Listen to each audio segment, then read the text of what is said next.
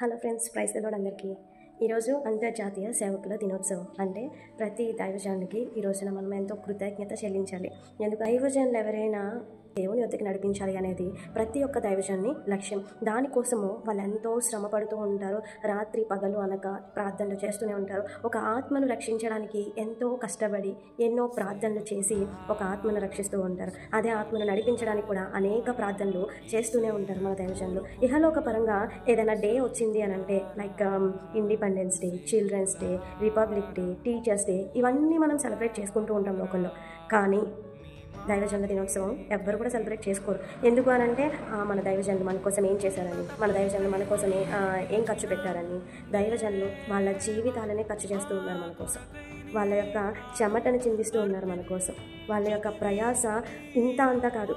వాళ్ళు మన కోసం ఎంతో ప్రయాసపడుతూ ఉన్నారు, ఎంతో కష్టపడుతూ ఉన్నారు. ఒక్క సింపుల్ వర్డ్లో చెప్పాలి అని అంటే వాళ్ళు లేకుండా మనం లేము. వాళ్ళ కోసము అంతగా వారు ప్రయాసపడుతూ ఉంటారు. వాళ్ళు చేసే సేవ ఎలాంటిది అని అంటే ఆదాయం సరిపోకపోయినా కూడా ఎంతో కష్టపడి ఒక దాహము, ఆత్మల దాహము వారికి ఉండి ఎంతో ప్రయాసపడుతూ ఉంటారు. మారుమూల గ్రామాల్లో తిరుగుబాటు చేసే వాళ్ళు కూడా చాలామంది ఉంటారు. ఇక్కడ సేవ చేయొద్దు, ఇక్కడ ఎందుకు మీరు సేవ చేస్తూ ఉన్నారు, ఇక్కడ ఎందుకు మందిరం నిర్మిస్తూ ఉన్నారు అని. మందిరం నిర్మించే సమయంలో కూడా అనేకమైనటువంటి ఆటంకాలు వచ్చినప్పటికీ కూడా వాటన్నిటినీ ఎదుర్కొని చిన్న చిన్న గ్రామాల్లో సేవకులు ఎంత కష్టంతో చేస్తున్నారంటే వారి ప్రాణాలకు తెగించి కూడా వారు దేవుని సేవను చేస్తూ ఉన్నారు.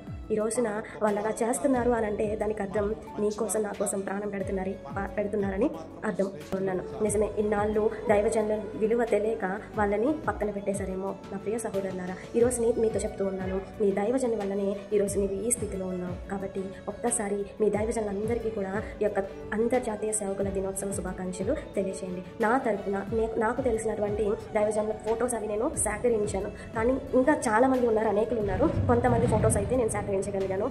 ఇంకా అనేక మంది ఉన్నారు. వారి కోసం మనం ఇంకా ప్రార్థన చేద్దాము. వారి సేవ ఇంకా సేవలు బాగా ఎక్కువగా వాడబడాలని, ఇంకా అనేక ఆత్మలను వారు రక్షించాలని చెప్పి మనం వారి కోసం ప్రార్థన చేద్దాము. అయితే ఈ రోజున నేను మరీ ముఖ్యంగా చెప్పేది ఏంటి అని అంటే ఎవరైతే దైవజనులు ఉన్నారో, చిన్నవారా పెద్దవారా, ధనికుల పేదవారా అనేది కాదు.